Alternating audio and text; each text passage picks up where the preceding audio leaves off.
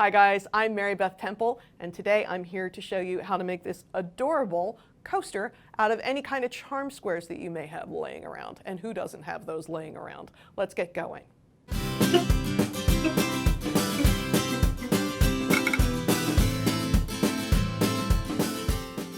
So the first thing I need to do is select 5 coordinating charm squares out of my stash. Shouldn't be too hard to do, and it'll be a lot of fun.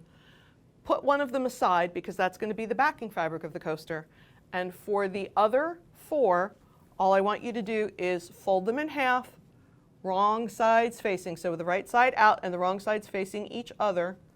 I didn't pin or go crazy. I'm just going to take the iron and fold each one of them in half and give it a quick press. Once I have them all pressed, I'm going to line them up like this. So the fold is always towards the center. So lay one down, lay the next one at an angle, 90-degree angle, again with the fold towards the center. Lay the next one on top of that. And for the 4th one, fold towards the center. We're going to go on top and then slide it under the very first one. So now I have all 4 of my pieces of fabric laid just like that and meeting as close as possible in the center, folds toward the center. Then I'm going to take my backing fabric, right side down. I'm going to pin it here. I'm going to sew on 4 sides, but I'm going to leave an opening in the middle of the 4th side, clip my corners diagonally, and turn it right side out and give it a quick press, and then I'll show you what to do next. One point I wanted to make so that you're not confused when you're doing this. We talk a lot about right side facing and wrong side facing, but actually when all these little guys are folded, it's sort of the right side on both sides. It looks the same on both sides, so don't panic that you have somehow put it upside down. And the other point I wanted to make is I like to sew with the folded side up so that I can see what's going on. Sometimes if it's on the underside and I'm looking at backing fabric, then the edges can fold up and I won't notice, then I'll have to go back and trim that out.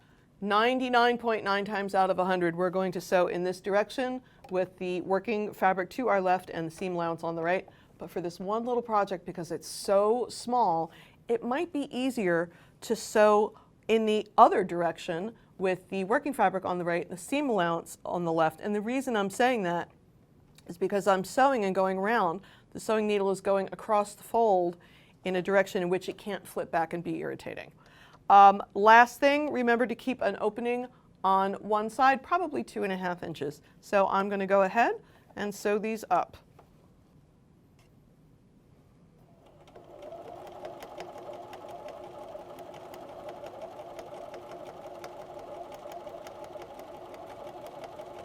All right, I sewed all the way around. I left an opening. I clipped my corners, I turned it right side out, and I gave it a press, and I pressed that seam allowance under. The last thing, now this is optional, it's up to you if you want to do it or not. I like to put a little bit of cotton batting inside my coasters so that if there's condensation on the glass or a little spill, it gets soaked up into the batting and doesn't come through to the other side.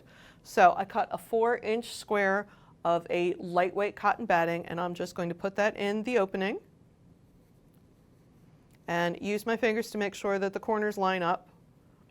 This is totally optional. You certainly don't have to do it if you don't want to, but it does add an extra layer of protection to your furniture, which is the point of a coaster after all. I will also, this is completely cheating, but if you need to really reach in there, you can sort of reach in through the center because it's not tacked down yet. Now, why did I not put the batting in and sew it at that point? In my personal opinion, it makes the seam too bulky, and I don't want the seam to be bulky because if I put a wine glass or a stemware or a bar glass on it and the seam is bulky, it can tip and spill. So the reason I did not put the batting in ahead of time was because I don't want any of it caught up in the seam allowance. So there we have it. Grab a hand sewing needle and some thread and whip that closed invisibly. And then the last thing that I do, also invisibly, is I take a little tack stitch in the middle where the 4 folds join. Again, if you have a nice, neat press like this. You don't really need to do it, but I'm thinking eventually when I throw the coasters in the wash or they get used, it might pull apart a little bit. So I'd take a little tack stitch and put it in there. Now, at this point, if you wanted to top stitch or do any kind of decorative stitching, you could absolutely do that. But I kind of like them like this. I like them to just be puffy and adorable, and you can put your mug right on there. Thanks so much for joining me. I hope you have a fun time making these coasters. You can use up a whole ton of your charm square stash. And I also want to say that these make really wonderful gifts for bridal showers or birthday parties or housewarming gifts. A stack of these, 4 or 5, either matching or in coordinated colors, tied up with a little ribbon, makes a really wonderful, thoughtful gift that you can make in no time. I'm Mary Beth Temple. Thanks for joining us.